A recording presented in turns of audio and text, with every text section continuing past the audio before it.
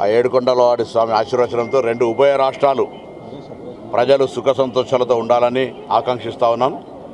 అదేవిధంగా రెండు తెలుగు రాష్ట్రాలు కలిపి కేంద్రంపై ఏ విభజన హామీలు అయితే ఉన్నాయో ఆ విభజన హామీల అమలు కోసం కలిసి కేంద్రం మీద ఒత్తిడి తేవడానికి కలిసి రావాల్సిందిగా ఈ సందర్భంగా విజ్ఞప్తి చేస్తూ ఉన్నాం. అదేవిధంగా నిన్న గౌరవ ఉప ముఖ్యమంత్రి గారు పవన్ కళ్యాణ్ గారు కరీంనగర్ జిల్లా కొండగట్టుకు వచ్చినారు.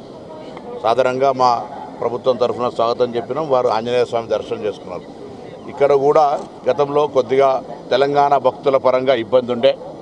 నేను గౌరవ ముఖ్యమంత్రి గారిని అదేవిధంగా దేవాదాయ శాఖ మంత్రి గారిని కాబోయే చైర్మన్ ఈవో గారులను కోరుతా ఉన్నా. తెలంగాణ ప్రజలు కూడా తెలుగు భక్తులే ఇక్కడికి వచ్చేటువంటి వాళ్ళ విశ్వాసానికి సంబంధించి దర్శనానికి ఏ ఇబ్బందులు లేకుండా గతంలో ఏ విధంగానైతే సిఫార్సులకు తెలంగాణ ఆంధ్ర ప్రజాప్రతినిధులకు ఏ విధమైనటువంటి విధానం అవలంబించారో ఇప్పుడు కూడా అదే విధానం